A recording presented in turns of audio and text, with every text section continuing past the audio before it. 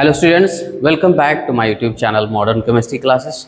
आज के लेक्चर में पिछला लेक्चर जो था मोस्ट एक्सपेक्टेड क्वेश्चन 2026 के लिए, जो इलेक्ट्रोकेमिस्ट्री में जो लगा था कि बहुत ही इंपॉर्टेंट क्वेश्चन उसको कर लिए थे। आज हम अब तक का जो PYQ है, प्रीवियस ईयर क्वेश्चंस जिसको हम बोलते हैं, क्वेश्चन बैंक का क्वेश्चन आज हम आपको कराने वाले हैं।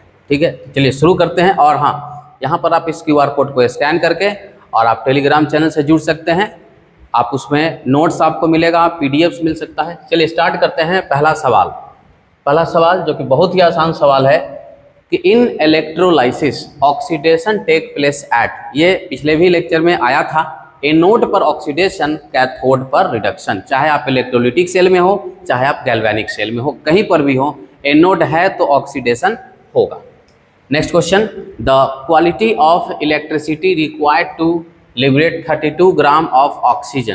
क्वालिटी नहीं, यहाँ पर क्वांटिटी होगा। ठीक है, क्वांटिटी, कितना क्वांटिटी आपको इलेक्ट्रिसिटी रिक्वायर्ड होगा to liberate 32 gram of oxygen. अब खुद देखिए यहाँ पर क्या 2025 का पूछा हुआ, अभी फिलहाल हम बता रहे हैं कि OH माइनस एक रिएक्शन था एनोड पर, 2 OH माइनस, यहाँ पर हाफ O2 प्लस H2O और 2 इलेक्ट्रॉन का लॉस हुआ था। हाफ O2 का मतलब क्या हो जाएगा, 16 ग्राम हो जाएगा। लेकिन आपको कितना चाहिए, आपको चाहिए 32 ग्राम ना, तो 32 ग्राम के लिए क्या करेंगे, 2 से मल्टीप्लाई कर देंगे, तो ये हो जाएगा 4 OH minus gives O2 plus 2 H2O plus 4 electron. 4 electron यानी कि 4 मोल इलेक्ट्रॉन, और 4 मोल इलेक्ट्रॉन का मतलब होता है 4 फैराडे, 4 फैराडे। और O2 का वेट कितना आ जाएगा, 32 ग्राम। O2 कितना आ जाएगा, 32 ग्राम। उसके लिए आपको कितना इलेक्ट्रिसिटी का जरूरत पड़ेगा, 4 फैराडे इलेक्ट्रिसिटी का जरूरत पड़ेगा। And the answer will be D. Next question, rust क्या होता है, तो हाइड्रेटेड, मतलब कि मॉइस्चर उसमें होना चाहिए। हाइड्रेटेड Fe2O3 XH2O, और यही XH2O क्या है, हाइड्रेटेड है। फेरिक ऑक्साइड बोलते हैं Fe2O3 को। तो hydrated ferric oxide is the formula of rust. 2025 का क्वेश्चन है ये। द इलेक्ट्रोमोटिव फोर्स दिया हुआ है, जिंक ऑक्सीडाइज कर रहा है। यहाँ पर देखिएगा, जिंक का ऑक्सीडेशन हो रहा है, आयरन का रिडक्शन हो रहा है। ऑक्सीडेशन पोटेंशियल यहाँ पर नहीं दिया है, यहाँ पर क्या दिया हुआ है, रिडक्शन पोटेंशियल। देखिए, तो ऑक्सीडेशन पोटेंशियल, रिडक्शन अगर दिया हुआ है और आपको अगर ऑक्सीडेशन निकालना है, तो आप क्या करेंगे, साइन अपोजिट कर देंगे। क्या हो जाएगा, प्लस 0.76 वोल्ट। और रिडक्शन अगर आपको निकालना है, रिडक्शन तो निकालना नहीं, यहाँ पर दिया हुआ है Fe2 प्लस से Fe, रिडक्शन पोटेंशियल है माइनस 0.44 वोल्ट। तो रिडक्शन दिया है और ऑक्सीडेशन दिया है, तो क्या करेंगे, एनोड का ऑक्सीडेशन प्लस कैथोड का रिडक्शन। ई सेल बराबर क्या होता है, anode plus cathode. Anode plus cathode हो जाता है, तो यहाँ पर क्या होगा, प्लस माइनस घटेगा, तो ये आ जाएगा 2 और ये आ जाएगा 3, 0.32 प्लस साइन के साथ रहेगा, इसलिए सही आंसर इसका क्या होगा, बी ऑप्शन 0.32। नेक्स्ट क्वेश्चन है कि the unit of specific conductance. Specific conductance को हम लोग रो हो जाता है स्पेसिफिक रेजिस्टेंस, रो होता है स्पेसिफिक रेजिस्टेंस, और कापा हो जाता है स्पेसिफिक कंडक्टेंस, स्पेसिफिक कंडक्टेंस। तो स्पेसिफिक कंडक्टेंस अब होता क्या है, कापा इक्वल टू 1/रो, और रो का यूनिट होता है ओम सेंटीमीटर। तो इसीलिए कापा का यूनिट हो जाएगा ओम इनवर्स सेंटीमीटर इनवर्स। और अगर ओम इनवर्स को देखा जाए, साइमन लिख सकते हैं, साइमन सेंटीमीटर इनवर्स। अब इसमें से जो भी है, ओम इनवर्स सेंटीमीटर इनवर्स आपके यहाँ पर ऑब्जर्व हो रहा है। So right answer is C. Next question, how much charge is required for reduction of 1 mole of Al3+2 Al। चलिए, 3 फैराडे Al3 प्लस 3 मोल इलेक्ट्रॉन लेकर के एल्युमिनियम में कन्वर्ट होगा। एल्युमिनियम कितना यहाँ पर बनने वाला है, 1 मोल, और 3 इलेक्ट्रॉन नहीं, इसको हम लोग पढ़ते हैं 3 मोल इलेक्ट्रॉन, जो कि 3 फैराडे और चूंकि 1 फैराडे में कितना कूलम्ब होता है 96500, तो इसीलिए 3 फैराडे में क्या हो जाएगा 3 × 96500 कूलम्ब। तो इसलिए जब इसको मल्टीप्लाई करेंगे तो ये अप्रॉक्स 3 × 10⁵ कूलम्ब आने वाला है। So answer will be A. 6 number question पर आते हैं कि 1 फैराडे इलेक्ट्रो, देखिए 19 और 22 दोनों में ये क्वेश्चन रिपीटेड था कि 1 faraday electricity is equal to how much coulombs 96500 coulomb. बहुत ही आसान क्वेश्चन पूछा जाता है बोर्ड में, एमसीक्यू में खास करके। A dilute aqueous solution of sodium fluoride is electrolyzed. The product at anode and cathode are. Anode और कैथोड पर मतलब एक्वस सोडियम फ्लोराइड का इलेक्ट्रोलाइसिस ये पूछ रहा है। चलिए इलेक्ट्रोलाइसिस करा लेते हैं। प्लैटिनम इलेक्ट्रोड के साथ यहाँ पर ये हो जाएगा कैथोड और ये हो जाएगा एनोड, ये एनोड हो जाएगा।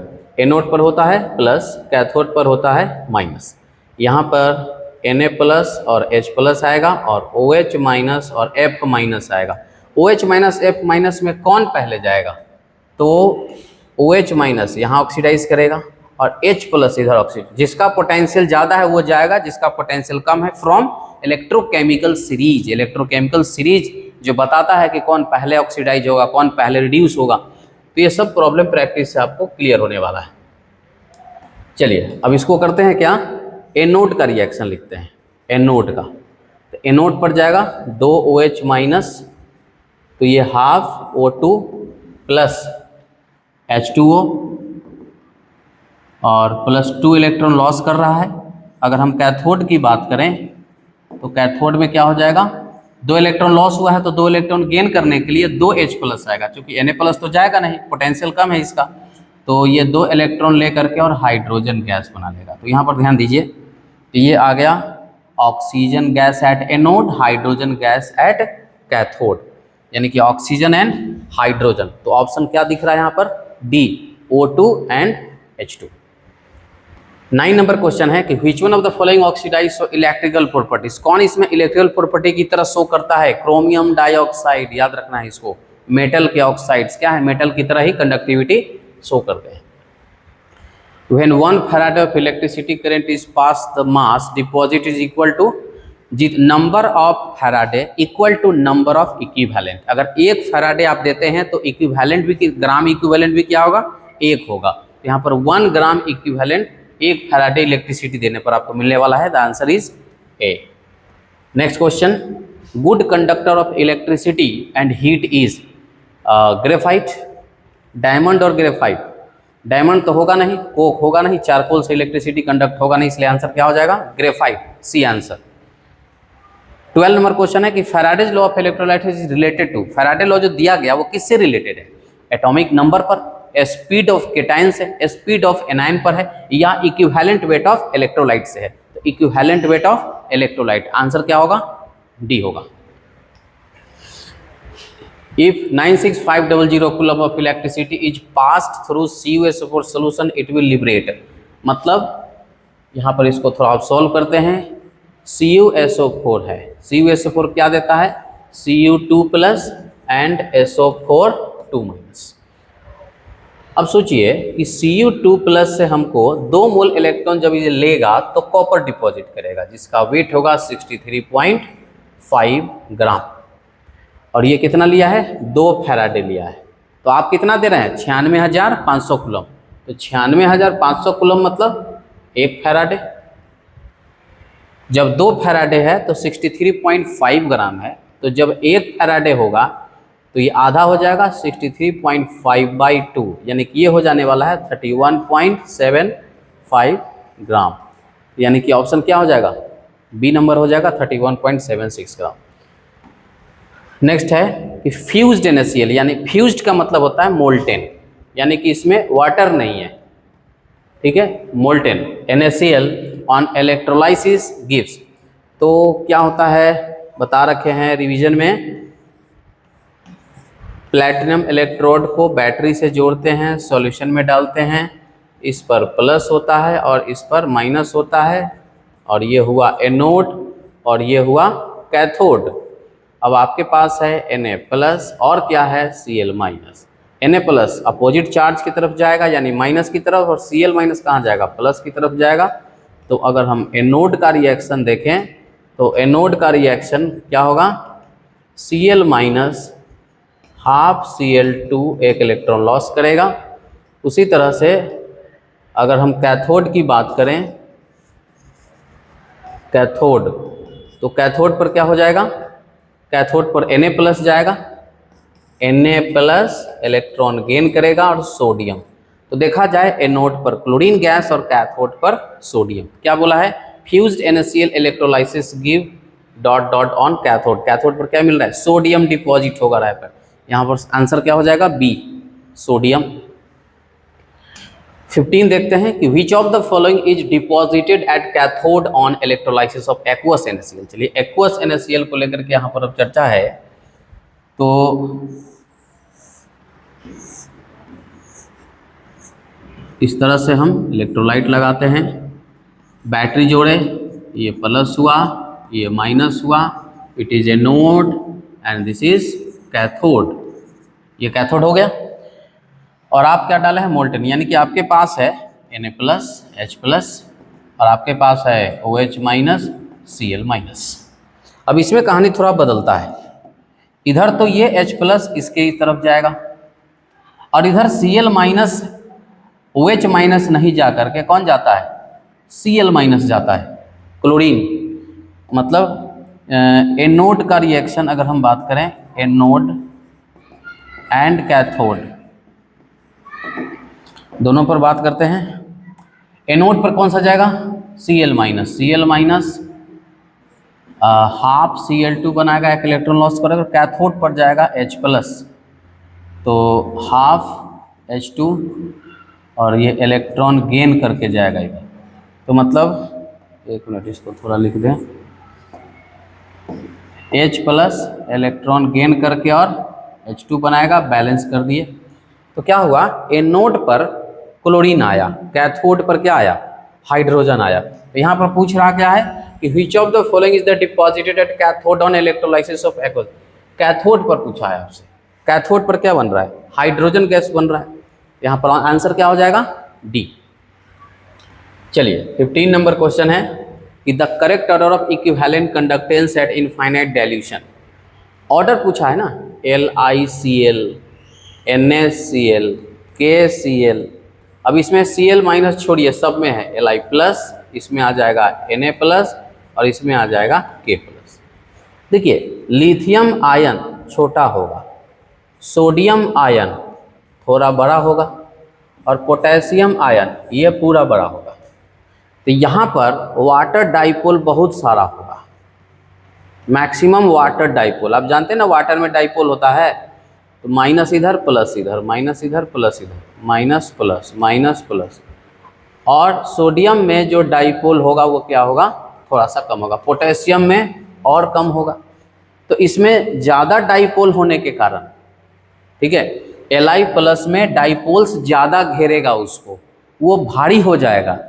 कोई चीज़ जब भीग जाता है तो क्या हो जाता है, भारी हो जाता है। तो इसमें ज़्यादा वाटर चिपकेगा, ये भारी हो जाएगा। तो इसमें मूवमेंट क्या हो जाएगा, लेस मोबिलिटी, लेस मोबिलिटी, इसका मोबिलिटी कम हो जाएगा। जबकि ये बड़ा होते हुए भी ये भारी नहीं होगा, इसका हाई मोबिलिटी होगा, जिसमें वाटर ये कम भीगा है ना, ये ज़्यादा भीग गया, भारी हो गया, ये कम भीगा है। क्योंकि charge density, positive charge density किस में ज़्यादा रहेगा, जो छोटा साइज है, और जो बड़ा साइज होता है उसमें पॉजिटिव चार्ज डेंसिटी कम होता है।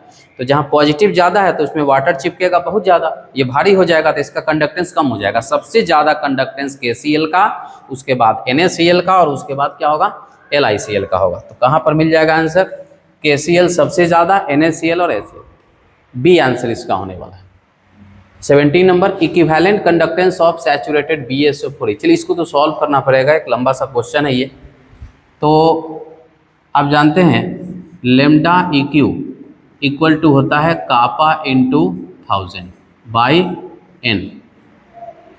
अब यहाँ से अगर हम N इक्वल टू निकालें तो कापा इंटू 1000 बाई क्या हो जाएगा, लेमडा EQ।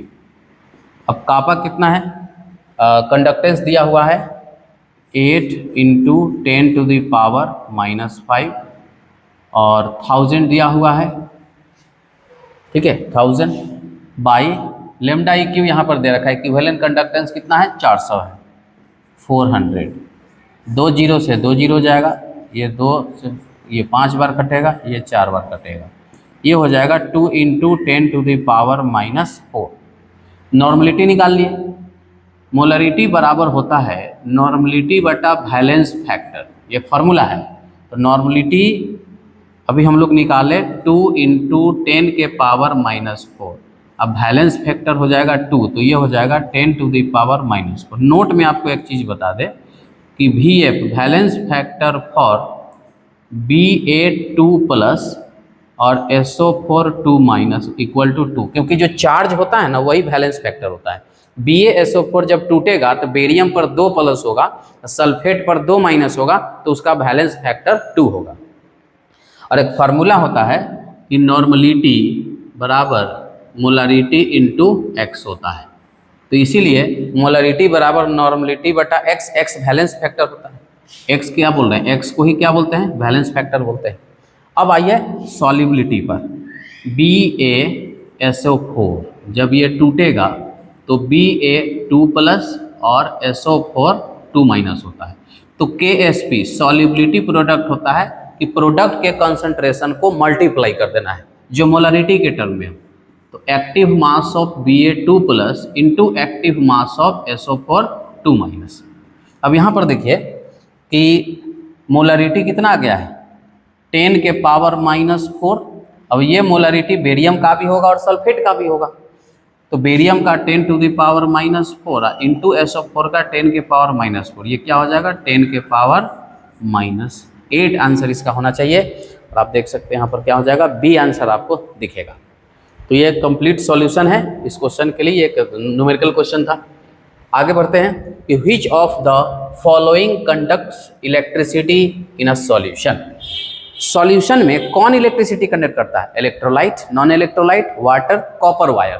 देखिए कॉपर वायर सॉल्यूशन का काम इसका नहीं है। इलेक्ट्रोलाइट्स जो होते हैं, इलेक्ट्रोलाइट ये केटायन एंड एनायन, केटायन और एनायन में इलेक्ट्रोलाइट क्या होता है, कन्वर्ट हो जाता है, और ये कंडक्ट करता है इलेक्ट्रिसिटी। यहाँ पर हम लिख देते हैं कंडक्ट इलेक्ट्रिसिटी, तो इसलिए आंसर क्या हो जाएगा, ए हो जाएगा।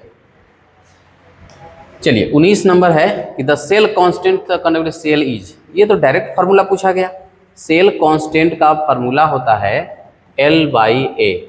यूनिट भी पूछ सकता है आपको, यूनिट भी पूछा हुआ है। यूनिट क्या हो जाएगा, लेंथ है सेंटीमीटर और एरिया है सेंटीमीटर स्क्वायर, तो ये हो जाएगा सेंटीमीटर इनवर्स। मतलब देख लीजिएगा L/A, आंसर क्या रहेगा, ए रहेगा। तो छोटा छोटा क्वेश्चन है। 20 नंबर है, who gave theory of ionization. Ionization किसने दिखाया था, आर्हेनियस ने, ये याद रखने का है। आर्हेनियस ने थ्योरी ऑफ आयोनाइजेशन दिखाया था। The electromotive force of the cell reaction at equilibrium state, zero हो जाता है जैसे ही इक्विलिब्रियम होता है। तो याद रखना है इक्विलिब्रियम मतलब नो रिएक्शन, ठीक है। तो नेट रिएक्शन जीरो हो जाता है, मतलब कि EMF जो इसका वैल्यू होगा वो क्या हो जाएगा, जीरो हो जाएगा। तो इसलिए आंसर क्या होगा, बी। 22 नंबर है, जिंक का ऑक्सीडेशन हो रहा है, कॉपर का रिडक्शन हो रहा है। बोलता है ये कौन सा सेल है, डैनियल सेल, जिसमें जिंक और कॉपर यूज किया जाता है, उस गैल्वेनिक सेल का नाम डैनियल सेल होता है, याद रखना है। नेक्स्ट है कि the standard reduction potential value. अच्छा हाँ, इस तरह का जब भी क्वेश्चन आपको आएगा तो आप एक काम कीजिएगा, आपसे पूछता है कि the order of the reducing power, किसका रिड्यूसिंग पावर सबसे ज़्यादा है, जिसका वैल्यू सबसे ज़्यादा निगेटिव में रहेगा। देखिए स्टैंडर्ड रिडक्शन पोटेंशियल का वैल्यू जितना ज़्यादा निगेटिव में होगा उतना अच्छा वो क्या होगा, रिड्यूसिंग पावर उसके पास होगा। तो देखिए सबसे ज़्यादा यहाँ पर ABC, मतलब कि ये है A का और ये हो गया B का और ये हो गया C का, माइनस माइनस ये प्लस में। तो सबसे कम किसका है, सबसे निगेटिव में जो होगा तो 2.50, यानी कि B का सबसे आगे होगा, उसके बाद C का होगा, और A तो पॉजिटिव में चला गया, कम हो जाएगा, A हो जाएगा। तो BCA आंसर क्या होगा, डी। ऐसे ही देखना है, जब रिड्यूसिंग पावर जैसी पूछेगा ना और रिडक्शन पोटेंशियल अगर दिया हुआ रहेगा तो आपको क्या करना है, जितना कम रिडक्शन पोटेंशियल है उसका रिड्यूसिंग पावर क्या होगा, उतना ही ज़्यादा होगा। चलिए, इन गैल्वेनिक सेल एनोड क्या होता है, निगेटिव होता है कि पॉजिटिव होता है? गैल्वेनिक सेल में आप देखिए, यहाँ पर फिर से समझाते हैं। गैल्वेनिक सेल में ये साल्ट ब्रिज हम लोग लगाए थे और यहाँ पर इस तरह से करंट फ्लो हुआ था, ये है साल्ट ब्रिज, और ये जिंक था और ये क्या था, कॉपर था। जिंक जो है Zn2+ बन के उतारा था, यहाँ पर इलेक्ट्रॉन आ गया था, इसलिए इस पर क्या हो गया था, निगेटिव चार्ज, और इस पर क्या हो गया था, पॉजिटिव चार्ज। तो एनोड क्या हो गया, निगेटिव हो गया। तो जो ये है एनोड और एनोड क्या है, निगेटिव। निगेटिव इलेक्ट्रोड याद भी रखिएगा, डायरेक्टली हम तो बार बार डायग्राम बना देते हैं ताकि आपको याद हो जाए। अगला है कि the cell used in Apollo mission. Apollo mission में जो सेल यूज किया गया था वो फ्यूल सेल था, उसे हम हाइड्रोजन ऑक्सीजन सेल भी कहते हैं, जो कि डायरेक्टली केमिकल एनर्जी को इलेक्ट्रिकल एनर्जी में कन्वर्ट कर देता है। Next, the fuel used in cell used. अच्छा, जो सेल यूज किया गया था उसमें जो फ्यूल था वो क्या था, हाइड्रोजन ऑक्सीजन था। अभी जस्ट उसी का चर्चा कर रहे हैं, हाइड्रोजन और ऑक्सीजन था। हाइड्रोजन ऑक्सीजन सेल को ही फ्यूल सेल कहते हैं, जो अपोलो मिशन में यूज किया गया था। नेक्स्ट क्वेश्चन है, fuel cell are preferred to other energy producing device in space because of. क्यों फ्यूल सेल को ही स्पेस में हम यूज करते हैं? उसका इफिशियंसी बहुत ज़्यादा होता है, बिल्कुल सही है। पॉल्यूशन भी उसमें नहीं होता है, वाटर निकलता है उससे, प्योर वाटर। उसका वजन कम होता है, लेस वेट होता है। तो इन सब कारणों के वजह से जो इसका सबसे बेस्ट आंसर होगा क्या होगा, all of these. D answer इसका हो जाएगा। चलिए, नेक्स्ट सवाल है कि the main factor which affect corrosion. Corrosion को कौन कौन सा फैक्टर अफेक्ट करता है? Position of metal in electrochemical series, ये भी अफेक्ट करता है। इलेक्ट्रोकेमिकल सीरीज में कहाँ पर है वो ज़्यादा रिएक्टिव होगा, जल्दी कोरोजन होगा। Presence of CO2 in water, अगर वाटर में कार्बन डाइऑक्साइड है तो कोरोजन जल्दी लगता है। प्रेजेंस ऑफ इम्प्योरिटी, मेटल पर अगर कोई इम्प्योरिटी है जो कि इलेक्ट्रोलाइट की तरह काम करने लगता है तो उससे भी उसमें कोरोजन बहुत फास्ट होता है। यानी कि ऊपर का सभी, ऑल ऑफ दिस, ये सभी जो है मेन फैक्टर्स उसमें आते हैं। ये 11 का पूछा हुआ सवाल है कि which of the following is secondary cell. Secondary cell को क्या बोलते हैं? लीड स्टोरेज बैटरी को बोलते हैं सेकेंडरी सेल। याद रखना है, बी ऑप्शन होगा। The standard electrode potential for the half cell. चलिए, जिंक का ऑक्सीडेशन पोटेंशियल दिया हुआ है, आयरन का ऑक्सीडेशन पोटेंशियल दिया हुआ है। ई में पूछा है तो ई सेल होता है, ई सेल होता है oxidation potential of zinc plus reduction potential of iron. Oxidation potential of zinc क्या होगा, 0.76 प्लस रिडक्शन पोटेंशियल, तो ये तो ऑक्सीडेशन पोटेंशियल दिया हुआ है। तो साइन कन्वेंशन क्या कहता है कि अगर आपको ऑक्सीडेशन दिया है, रिडक्शन आपको निकालना है, साइन अपोजिट कर दीजिए, तो क्या हो जाएगा, -0.41, यानी कि ये हो जाएगा 0.76 माइनस 0.41, और ये हो जाएगा 0.35 पॉजिटिव में, प्लस 0.35 वोल्ट हो जाएगा। तो इस तरह से आप निकाल सकते हैं। 31 नंबर है कि what happens when a lead storage battery is charge. इसके बारे में हम रिवीजन क्लास में बताए थे कि जब चार्ज होता है तो सल्फ्यूरिक एसिड बनने लगता है, और जब डिस्चार्ज होता है, जब वो इलेक्ट्रिसिटी देता है तो सल्फ्यूरिक एसिड टूटने लगता है। उस हिसाब से इसका सही आंसर क्या होगा, sulphuric acid is regenerated. Regenerated मतलब कि बनता है जब चार्जिंग होता है। तो hydrogen oxygen cell which of the following types of cell, fuel cell. Hydrogen oxygen कौन सा सेल होगा, फ्यूल सेल हो जाएगा, इसको याद रखना है। द स्टैंडर्ड इलेक्ट्रोड पोटेंशियल दिया हुआ है, एक बार फिर से वही सवाल है, the wood have the highest reducing power.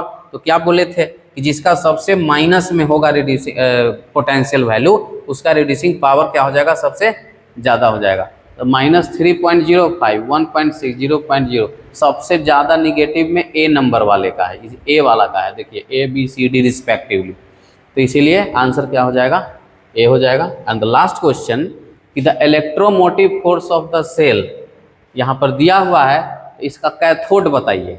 ये जो आपको लिखा हुआ है ये एक गैल्वेनिक सेल है जिसको इलेक्ट्रोकेमिकल सेल कहते हैं, डैनियल सेल भी इसको बोल सकते हैं, जिसमें जिंक जो होता है एनोड पर लगा हुआ होता है और कॉपर जो होता है वो कैथोड पर लगा होता है, जिससे कि जिंक का ऑक्सीडेशन होता है और कॉपर का रिडक्शन होता है। यहाँ पर थोड़ा लिख देते हैं कि जिंक एट एनोड, जहाँ पर क्या होता है ऑक्सीडेशन होता है, और कॉपर जो होता है एट कैथोड होता है, ठीक है, जिसमें कि क्या होता है रिडक्शन होता है। इस हिसाब से क्या पूछा है कि कैथोड कौन होगा, तो कॉपर, बी नंबर आंसर हो जाएगा, ठीक है।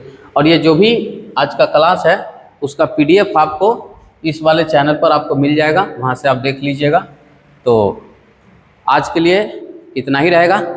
अब जो अगला सेशन होगा वो केमिकल काइनेटिक्स का करवाएंगे, सॉल्यूशन का करवा दिए, इलेक्ट्रोकेमिस्ट्री का करवा दिए हैं, और तीसरा जो फिजिकल केमिस्ट्री का मोस्ट इंपॉर्टेंट पार्ट रहता है वो है केमिकल काइनेटिक्स, रासायनिक गतिकी।